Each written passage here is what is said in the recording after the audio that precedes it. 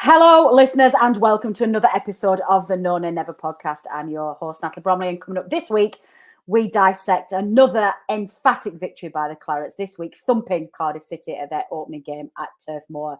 We're talking comical own goals, we're talking about players coming in, we're talking about players going out, and we're talking about whether or not Burnley Football Club are going to get their title back. This is the No Nay Never podcast. Let's go.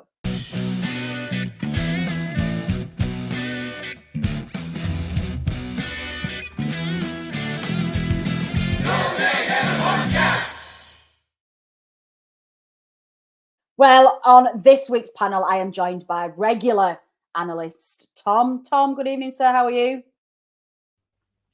Good evening. I'm all right. I've had a weekend away, so I'm a little bit tired, but a 5-0 win always takes you up, doesn't it? It always does. And George, you're back with another addition to the uniform this year with cap on as well. Cap, curly hair, tash, and sports shirt. How are you, sir? Yeah, good evening. I decided to dress down for this week's podcast after the suit last week. But yeah, you'll have to excuse me. My hair's getting a bit long, so I've got to keep it under control. It is, honestly. Fashion tips from the No Nay Never podcast. I'm still not over that episode last week. Listeners, if you have not yet seen it yet, to be honest, it's probably worth just tuning in for the last 10 minutes because Georgie Boy comes off a bus, as he does, jumps with a suit looking more like a 1950s salesman that you've ever seen in your life, and just amuses us all with his comic tales. So yeah, well worth a watch.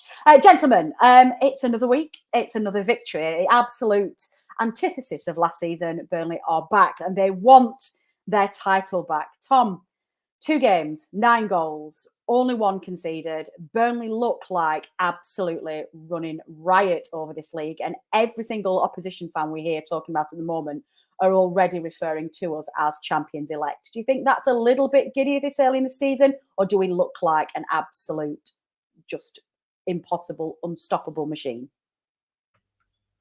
I think the Luton game was more impressive, despite the fact that it was only 4-1 as opposed to 5-0. I think we were more impressive in that game. I think that one, we did really control the game pretty much from start to finish, and it never really looked in doubt. Whereas on Saturday, despite it being a 5-0 winner, I'd hate to come across as some sort of curmudgeon who wasn't happy with it or anything like that.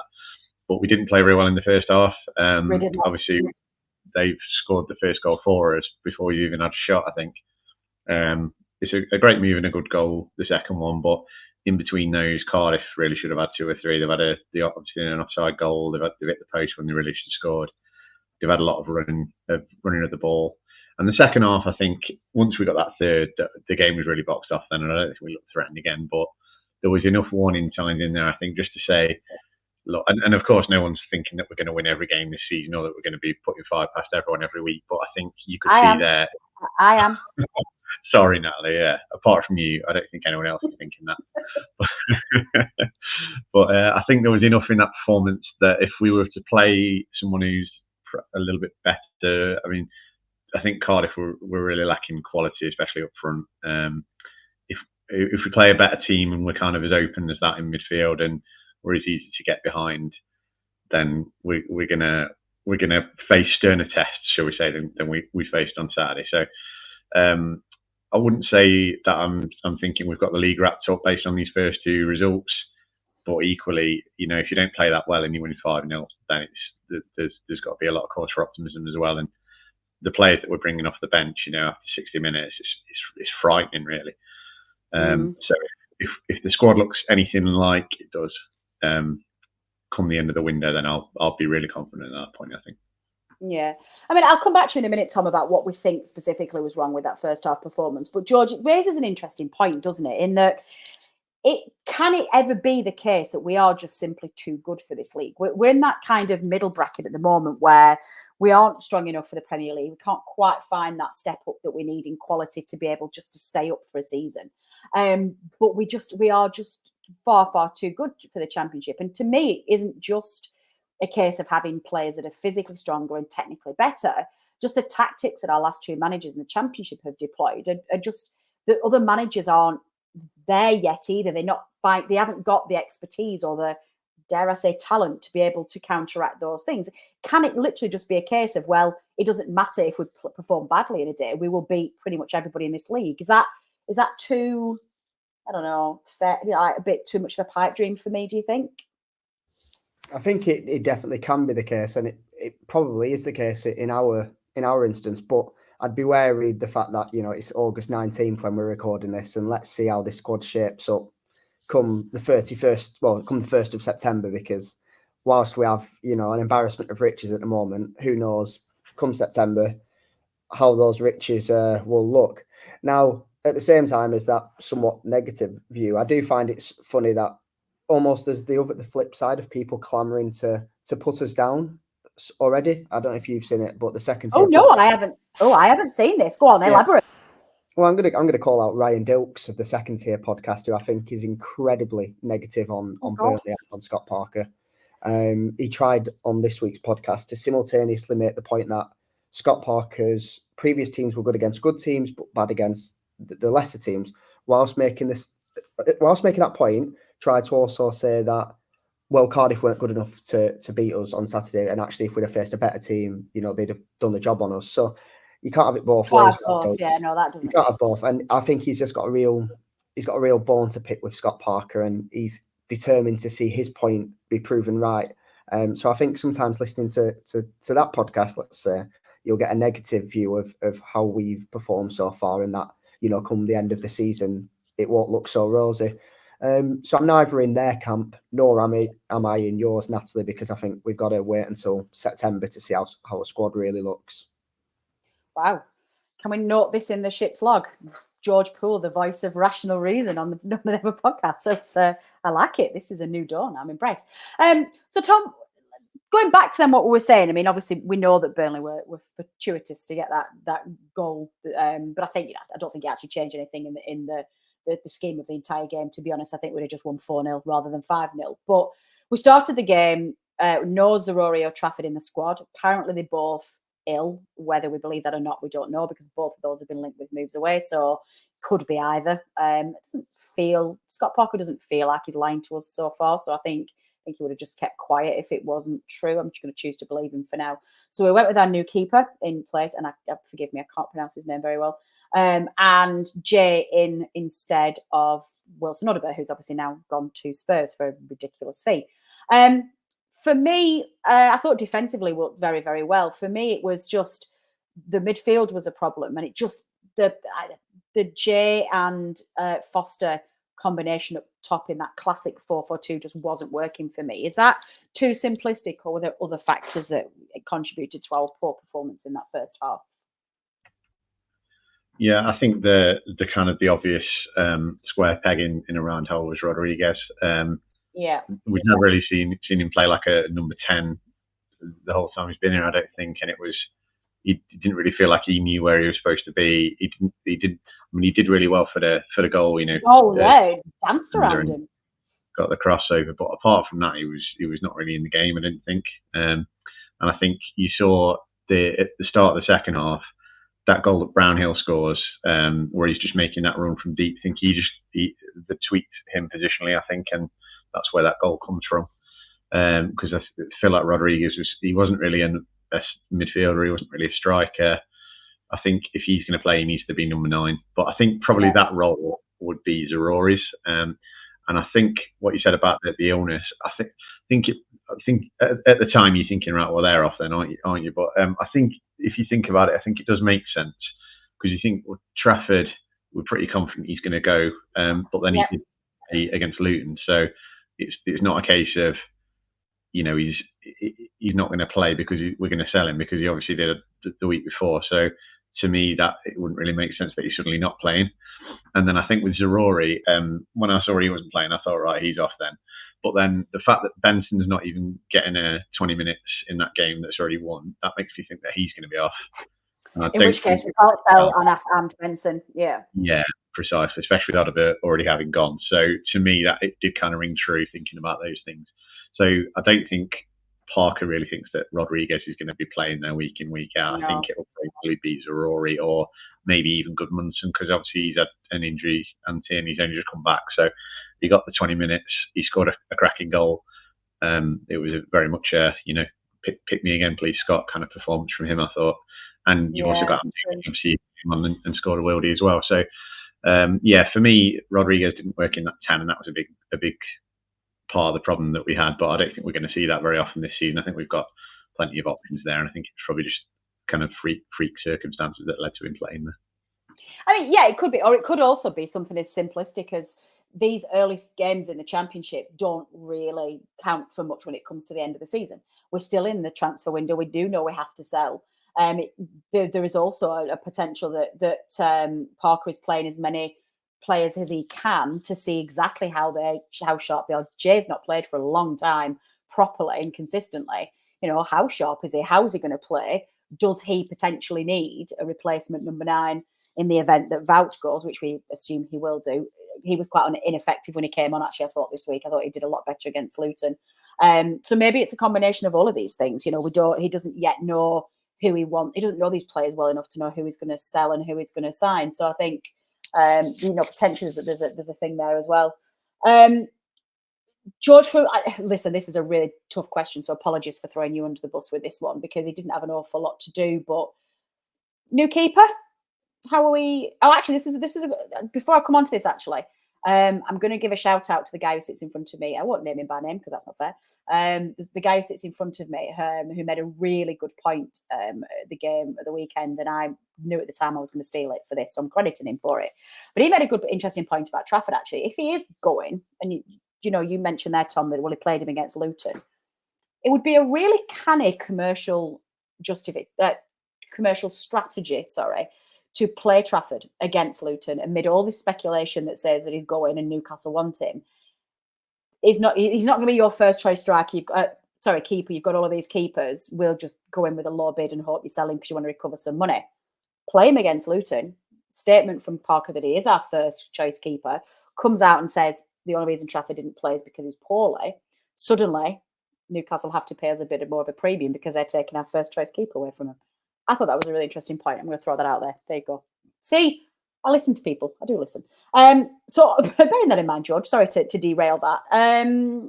Didn't have an awful lot to do, but in terms of commanding his area and managing his defence and just looking sharp, just rate our new keeper, please.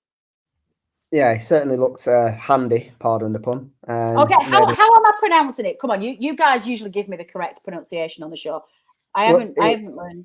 I just Googled it and it came out something kind of like Hladky, sort of not pronouncing the H particularly, but yeah, we'll see how we get on week by week on that pronunciation. I'm telling you this now, I'm not going to get that, so apologies, listeners. But I thought Hladky looked pretty sharp. He made a good save down to his left-hand side at the cricket field end, and yeah, I mean, in general, there wasn't too much for him to do, but there was certainly the stinging free kick from Aaron Ramsey that I thought he dealt with well. He palmed it down so that he could sort of jump on top of it. I mean, he's the kind of guy who's come in with rave reviews from Ipswich fans. He started every game for them last season when they went up.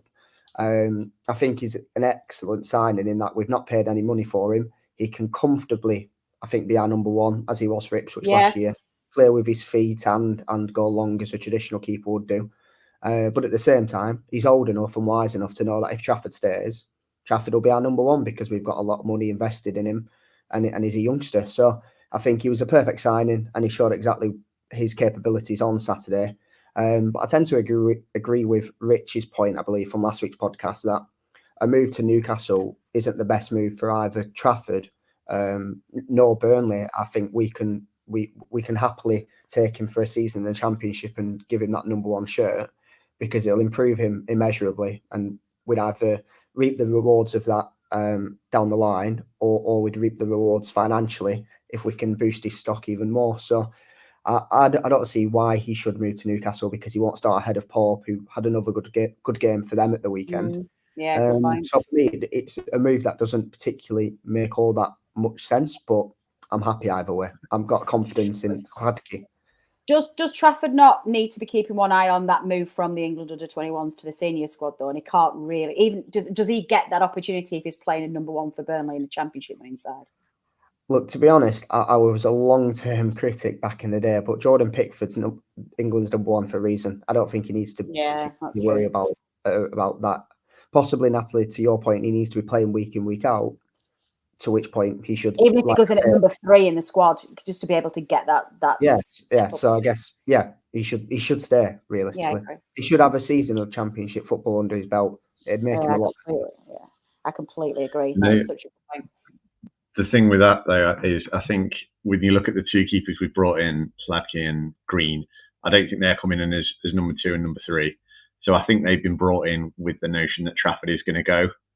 I'd be really surprised now if those 2 have signed to essentially not play for a season, especially given that Sladke was playing in the Championship week in, week out last season. The age that he is, I don't think he'd take a move to be a number 2. And the lad from St Etienne, I think he was playing for them. So I don't see why he'd come to an English club to be number 3 and not even make the bench most weeks. That's just how it feels to me. I'd be surprised if Trafford's still here in September. But I do take your point. I think it probably would be good for his career to actually have a season playing week in, week out in the Championship. But I just don't think that's how it's going to play out. Yeah, it doesn't seem to be as much of a focus anymore for the modern footballer, doesn't it? They seem to be able to, if they have the pedigree and they've got the reputation, the youth ranks, particularly in the England setup, they seem to be able to bypass a good number of stepping stones that they need to get to, don't they? It's a little bit of a difficult balance as to what people are looking for.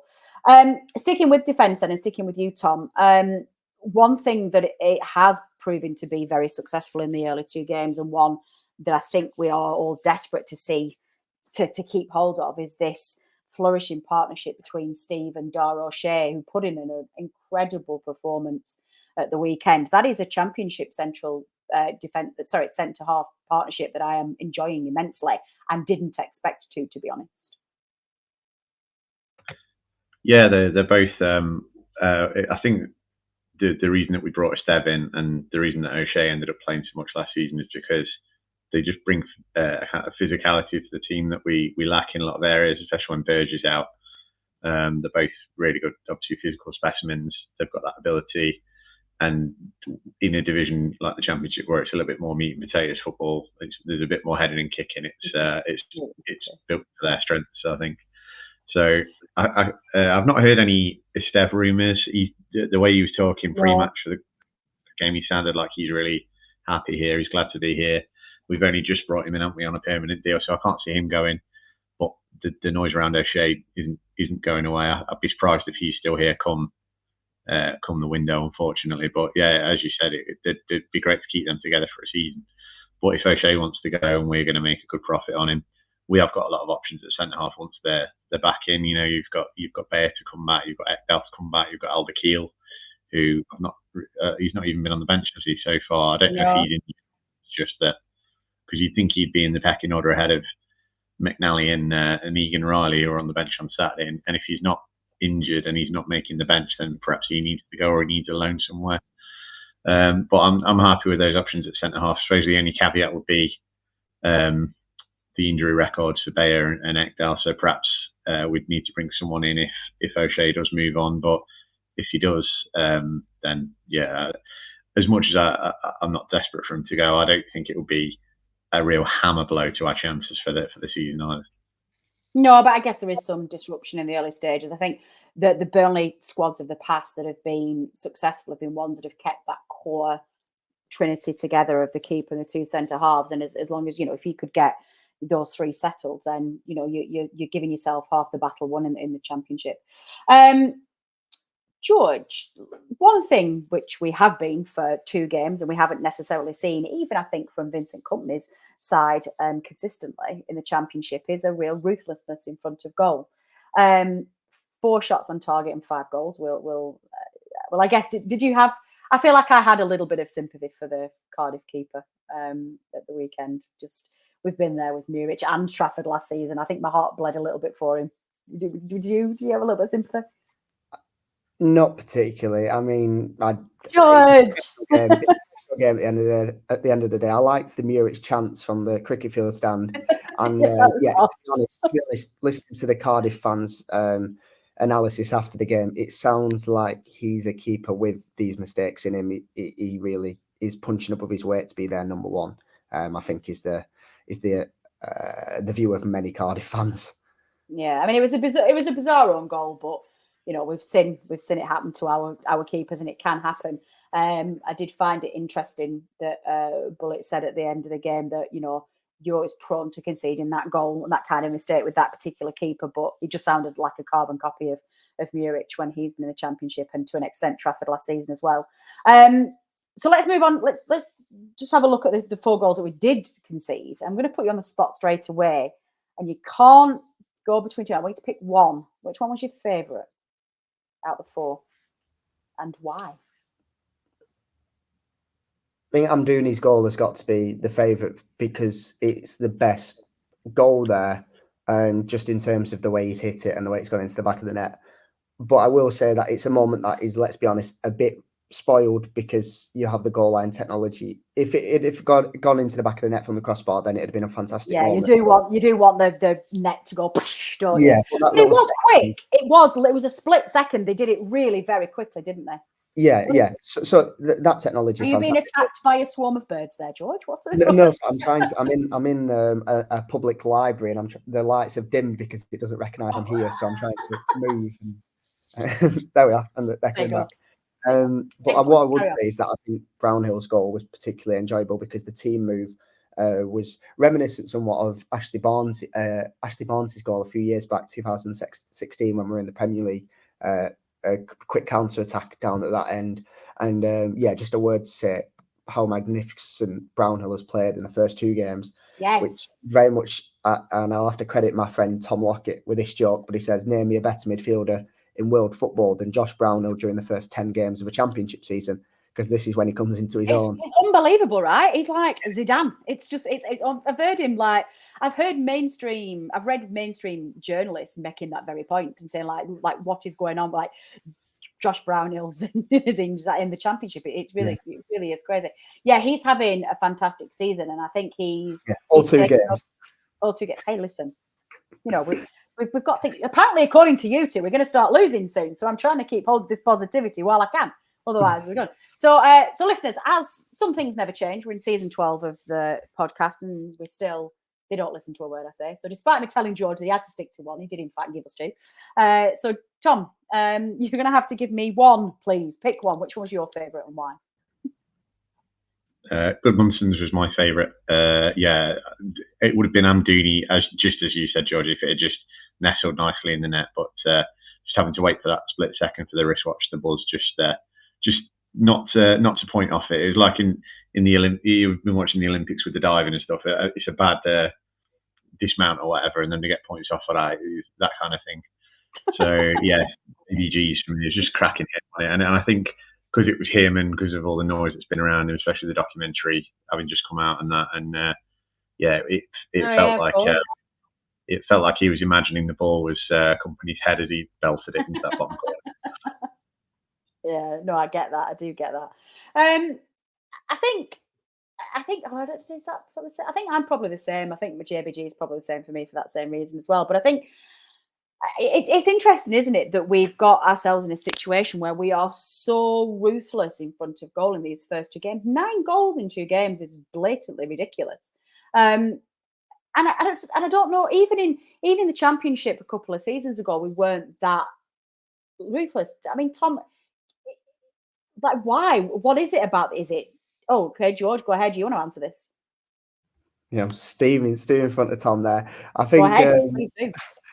I think, yeah, you made a good comparison there, Natalie, to 2 years ago at this point. Remember, under Kompany, we started the first 10 to 12 games. We were drawing so many games, and yeah, we were. I had a little thing pop up on my phone the other day where it was a 2 years ago clip, and it was me doing a match reaction for us saying that I expected all season to be these draws because we just play good football but can't find that ruthless streak. So it's nice that we found it this time. But what I will say is credit to Kompany and his staff, because the players who are enjoying this ruthless streak now, these are the players and this team that was developed over the course of last season. So even though last season was a bit of a write-off, and let's be honest, it was awful for the majority, Kompany always said these players needed time to develop. And I think you saw that towards the end of last season. And that's why I don't think it's all that surprising that at the start of this season, we're firing on all cylinders and we've got that real quality. But I'll throw that point over to Tom, whether he thinks I'm giving Kompany and his staff too much credit there. Probably. Well, I think definitely the team that we've got now is better than the team we had 2 years ago. I mean, I remember that you had like Dara Costello and people like that starting the first few games. Bastien, probably not at the level of they're not at the level of like an Amdunia or Weghorst, and obviously the fact we're playing poorer opposition as well. I think what I liked about it most was I said to my dad at 3-0. I hope this isn't like one of those games we had in the Championship company where we'd go like 3-0 up early in the second half. I can remember like Preston. Yeah. Infuriating. Because you're thinking we could beat these like 7-8-0. It'd be great fun. And then they'd go like 3-0 up and then just passing it round sideways at the back. The City way. Just that. Yeah, that's it. It's not a criticism because obviously the thinking is, let's say, save our legs and go on for the next one. And that's just how he wants to play the game. And so I'm not going to criticise any manager for only winning 3-0 comfortably at home. But I quite like the fact that we're still going on and having a go and putting, because some of the teams that we play this season are going to be miles below our level, especially if we keep hold of some of these players. And it's just nice to win 5-0 in it as opposed to 3-0. It's I like the fact that we kept going. I like the fact that these players are happy to just have a pop from 20-25 yards when we're 3-0 up, because it's what the crowd wants to see at the end of the day. You want to see goals, you want to see cracking shots. You want a big win to go in with. And so that Championship season with the company, it really felt like we could have beaten some of these teams like 7-8-0, and that would have been brilliant, wouldn't it? But we kind of were conservative in that way. So it's nice that we will just carry on and stick a few goals past some of these teams when the game's already won. Yeah, definitely. George, next up is potentially our strongest test of the season. Now, I thought Luton away was going to be a tough one. I actually genuinely thought Cardiff was going to be tough. I knew they were going to be very organised in defence and midfield. I thought they'd be quite strong and physical and be difficult to break down. I thought they made quite a few mistakes that did help us along the way, but they weren't potentially as strong as I thought they were. But next up, it's Sunderland away, who have also got off to a cracking start this season and look a real threat in front of goal. What are you expecting from Saturday? Is this going to be as tough a test, do we think? And how do we adapt to that new threat, particularly away from home? I suppose to quote the great Sean Dyche, you've got to earn the right, haven't you, in this league? You can't go and go and be runaway champions without tests along the way, and Sunderland will be another one of those tests. Now, I think to that point of getting carried away, I think some people have after the first 2 games of the season, not just with us, but with Sunderland as well. Look, they've put in 2 good performances. And yeah, they've got Jude Bellingham's younger brother who looks like a great player. And yes, they've got a young midfield. But so what? It's been 2 games. We saw Sheffield Wednesday in that first game of the season were fantastic and everyone was raving, saying they'll be a playoff contender this year. And then they go and lose heavily at the weekend, obviously against Sunderland, was it? But Sheffield Wednesday then, yeah, were poor this week and just gone. So it's the Championship. It's the league where 1 week you can put in a great performance and the next you're rubbish. So, hey, maybe our luck's in this coming Saturday and Sunderland won't put in a good performance. But even if they do, this is the kind of test we should be looking forward to rather than dreading, because if we have such a good quality squad and a manager who's been there, done it, let's bring these teams on, because if we can get a win on Saturday at a tough place to go at the Stadium of Light, and then you're looking at 3 games, 3 wins, and you're heading into the Blackburn game with real momentum. So I think this Saturday's game is something to look forward to and not dreading anyway at all. Yeah, it's a really good point, is that I'm really not looking forward to the East Lancs derby.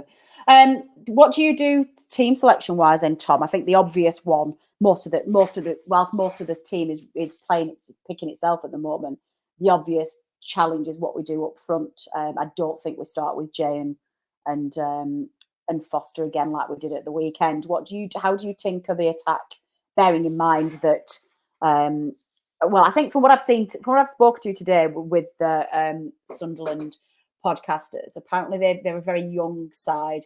They do have a lot of goals in them, but they have got a tendency to crumble if they concede a goal. They don't really know how they're going to react to a goal conceded. And if we put a lot of pressure on them, particularly defensively, we'll probably be able to just do what we did against Luton and Cardiff and score a load of goals. But what do we do up front to try and create those chances again and to make it a good attacking game. Yeah, I think probably just what I was speaking about earlier really is just you've got some better options, I think, probably to play number 10 that for one reason or another just weren't quite ready for the Cardiff game. So I think you give it either Goodmunson or Amdouni for me. It probably depends on what's happening with Amdouni, because he's someone who I've not really seen linked to any other clubs, but you'd imagine that he would rather not be playing in the Championship. You know, he's playing in the European Championships quarter-final not too long ago. He was playing in Europe for Basel the year before he came to us. So I could see him being the kind of player who maybe gets like a year away on loan and then comes back if we're in the Premier League, which doesn't always go down too well. But that's what in my head I've always kind of thought is going to happen with him. So depending on that, if he is going, then there's perhaps not much point playing him and maybe give it JBG. But if the indications are that he's going to stay, I think Amdouni and Foster could be a really good little partnership at this level. So I think one of those two in for me for Rodriguez, and then like you say, other than that, there's not really a massive need to change much else in this team at the minute the way we're playing. Yeah, I completely agree. George, any changes for you? I don't think we should shy away from sticking to a 4-4-2. I know Jay Rodriguez played in that 10 position a bit, dropped a bit deeper on Saturday, which perhaps didn't work, but I don't see that there's any reason why he can't push up and we play two strikers, you know, rather than Rodriguez being in that natural 10. You know, he has his critics, but he's still putting a really good performance, I thought, on Saturday, taking the whole game into account. And you know what you'll get from Jay. He'll run his socks off, just like, you know, he did, and we managed to close down for that second goal. We saw in the second half that Hound Todgy and Vegos ended the game up front together in what effectively can be seen as a two up front. So I don't think we should shy away from 4-4-2. But one thing I'd throw into the mix, especially perhaps taking into account if Sander Berge does leave the club, is that I think Masengo in the first two games has shown himself incredibly well. And we know Josh Brownhill's quality, as we spoke about before, in the centre of midfield, but we know his quality in the 10 position as well. So I do think, looking ahead further into the season, but possibly starting on Saturday, we can play a Cullen and Masengo midfield 2 with Brownhill a bit further forward in the 10. I think Masengo has really shown himself worthy of. I like that. Yeah, I really like that idea. That sounds.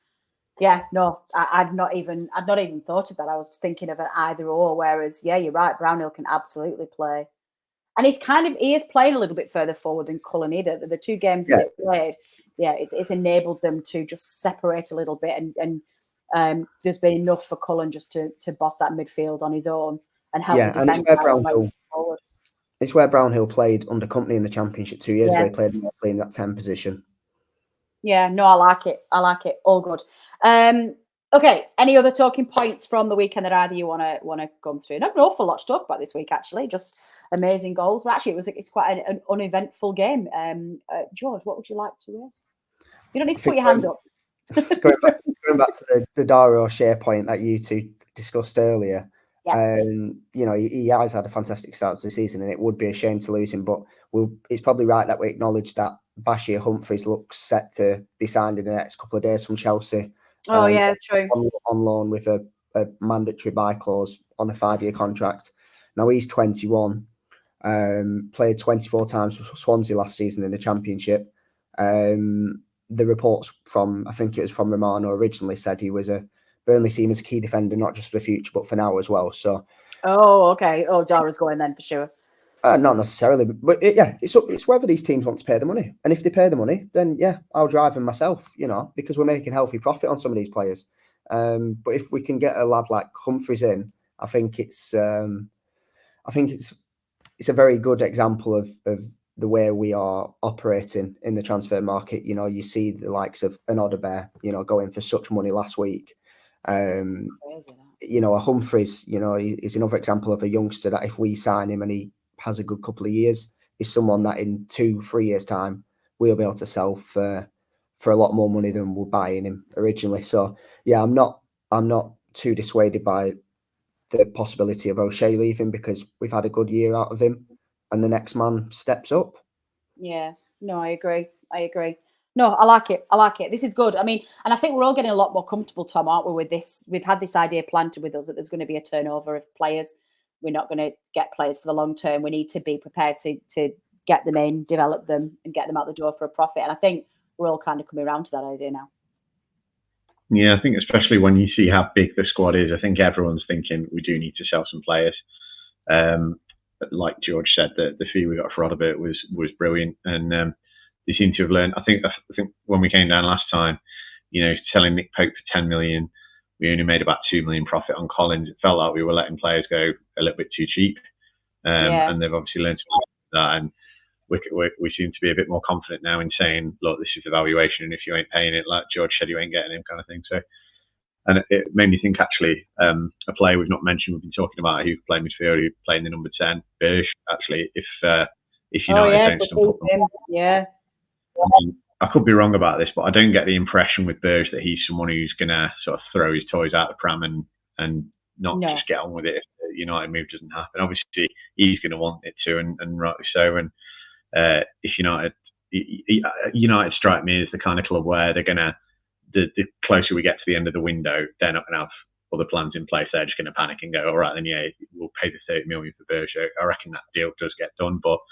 if for whatever reason it doesn't, and he's here, he's going to be another fantastic option. And I think, going back to what I was saying about how big the squad is, it probably shows you as well. We won the first 2 games 4-1 and 5-0 without Berge, who everyone would have said was our best player last season. Yeah. So it just shows you the depth, the quality we've got in the squad. That's why I think people are a bit more comfortable losing players and especially for brilliant profits.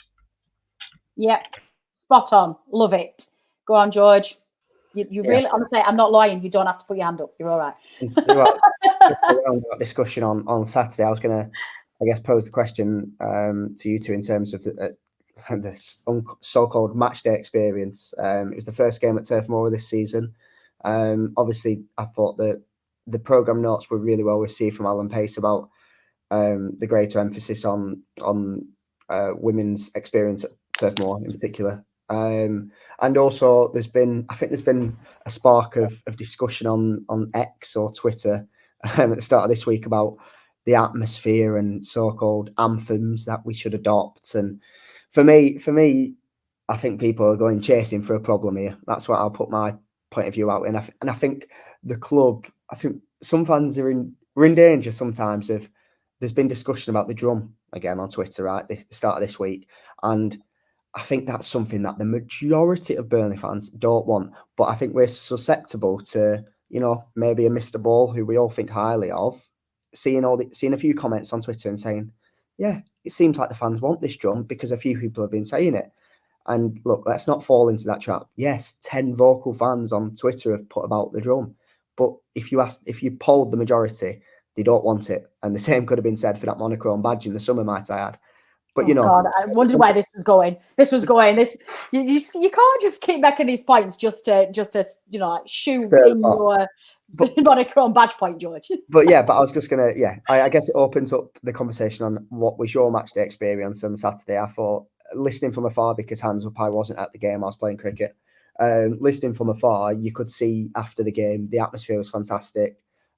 Parker himself noted the tannoy system, would you believe, and how loud it was. And watching some of the behind the scenes videos that Burnley put on social media, it seemed that after the game, plenty of people stayed and it was raucous. So for me, there was no real negatives from Saturday, but I think some people on social media are sometimes going chasing for them. I think I did have an issue with matchday experience, which I was furiously frustrated about. Our season tickets didn't work. There was a problem with ticketing. Season tickets were sent out way too late, and they don't know why, but a load of them just got blocked, and the QR codes wouldn't work, and the actual cards wouldn't work. So 20 minutes before the game, there's a long spiral queue outside the ticket office. So I missed the first 15 minutes of the game, which really dampened my matchday experience because I missed all the build up to the first game of the season. I missed the players coming on. I missed the first goal. I could hear everybody laughing and cheering about it when I was in the ticket office trying to get my ticket sorted. My dad's a pensioner, 72 years of age, and it really frustrated him because he didn't want to miss any of that. So to me, for all the amazing progress we're making and the good that we're doing, things like that are just unacceptable to me. I think it's a nonsense that we can't get little things right. I'm really proud of the progress that we're making as a club and the ambition that the board has to turn us into more of a global brand and to progress us to a really modern football club. But just put the reins on that until you get the basics right, because it's just you can undo all of that good work very easily.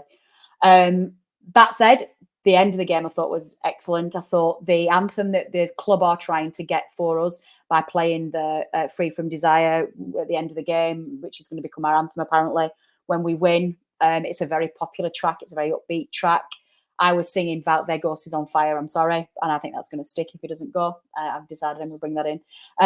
And when I looked over at the Be-All end, and literally it was bouncing, that people were bouncing, the players came around, and that was probably the best post-match atmosphere that I've seen in a long time. So pros and cons for me, but I think on the whole, if the club lets it grow organically and just feeds the tools that we need to be able to adopt that and do what we want with it, rather than telling us this is the forced fun, this is what you need to do, then I think Turf Moor can be incredible this season. That's my take on that, I think.